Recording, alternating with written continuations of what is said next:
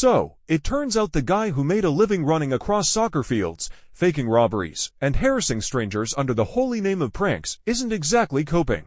Now, he's sitting in a jail cell with no AC, surrounded by cockroaches, trying to cry his way out with a handwritten apology letter like he's in middle school detention. We're talking about a man who once mocked people for wearing masks. Okay, 'cause you got a COVID mask, you liberal. Now begging for sympathy in a 97-degree cell. So yeah, karma didn't just show up, it hit harder than his last steroid cycle. But it gets worse for Vitaly. A mainstream Filipino news outlet just gave us a major update on the Vitaly case. We're talking public apologies, failed bribes, no support from his home country, and charges that could land him in jail for years. Let's start with the desperate Hail Mary. Vitaly wrote a heartfelt letter to Filipino officials, basically saying, "I'm sorry, I'm mentally struggling. Can I go home now?" Like, what does Vitaly think this is? Jail or a therapist's office? Anyway, he sent this emotional plea directly to Secretary John Vic Ramulla, hoping to trigger some mercy, but the result, a whole lot of nothing. Ramulla basically replied with the energy of, that's unfortunate, and continued pressing charges without missing a beat. It's like trying to stop a train with a sad emoji. Yeah, the letter didn't even make a dent.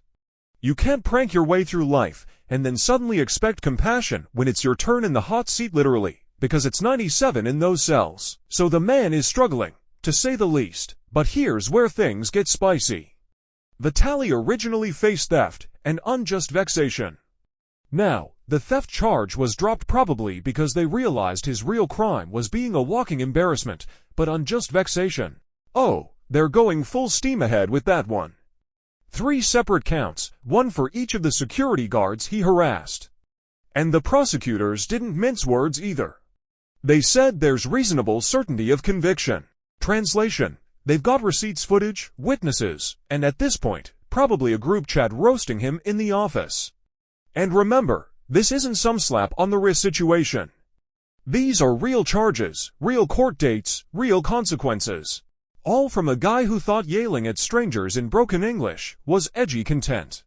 But as if the apology letter wasn't cringe enough, Vitaly's legal team allegedly tried to pull a full-on GTA side quest and bribe the security guards. Like, hey, sorry I humiliated you in front of the nation. Here's some hush money, which is a bold move, and by bold, I mean stupid. But the guards straight up rejected the offer, no hesitation. They said, "We're not selling our dignity for your influencer pocket change." Honestly, legendary. They stood up for their country, while Vitaly tried to treat the situation like it was a YouTube collab gone wrong.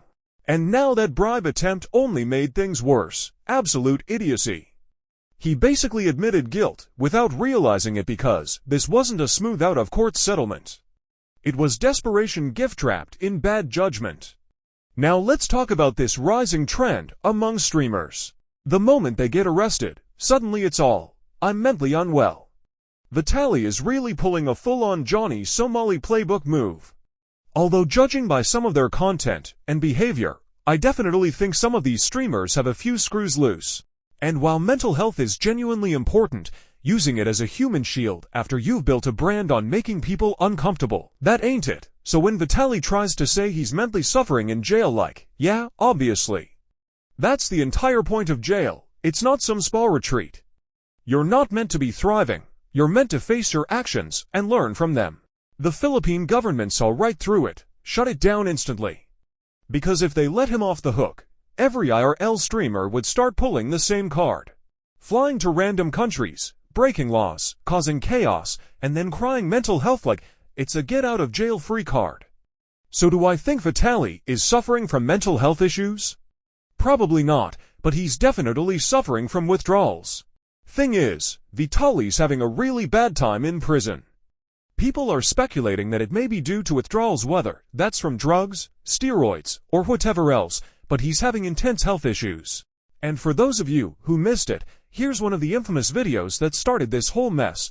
Greater than excuse me, madame, I'm going to rob you. If you keep walking away, I want to give you money. No, okay? Yeah, like I said earlier, definitely a few screws loose. Because you don't get to terrify people, then bribe them like you're Santa on probation.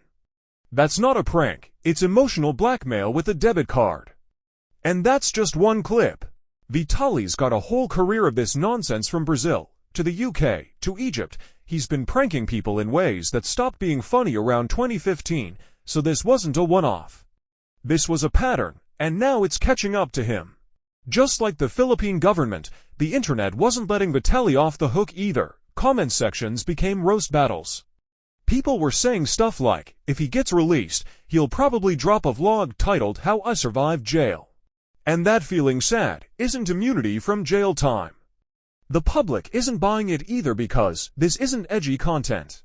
It's just being a menace and getting clowned when the law finally says, enough. Even his old fans are struggling to defend him at this point. Vitaly's gone from viral to villain, and people are loving every second of his downfall. And here's the cherry on top, not even his home country is backing him up. The Russian ambassador stated that Russian citizens must obey local laws. Translation: they've got zero interest in helping him. Now, he's just left sitting there punished by the country he mocked and ignored by the one he's from. No legal safety net, no influence, no privilege. Just jail, bugs, heat, and regret. Now let's talk about what Vitaly's future actually looks like. Because Filipino courts, they're slow, like cartoon turtle slow. Just getting to trial could take 2 to 3 years. And during that time, he's stuck. No camera, no gym, no clout. He's in Camp Bagong Diwa Detention Center for immigration violators and undesirable aliens. That's the actual legal term. You know you've hit rock bottom when your official title is undesirable, and while he's there, he'll be sleeping shoulder to shoulder with strangers, eating who knows what, and sweating like it's a Bikram yoga class from hell. And the craziest part of this whole story, you almost couldn't write a better plot twist. The guy who mocked others for views now getting publicly roasted by presidents, prosecutors, and TikTok commenters. He mocked people for wearing masks. Now he's crying in a facility where even air is a luxury. He used to make a joke out of strangers, now he is the joke. The contrast is so dramatic, Netflix should be taking notes.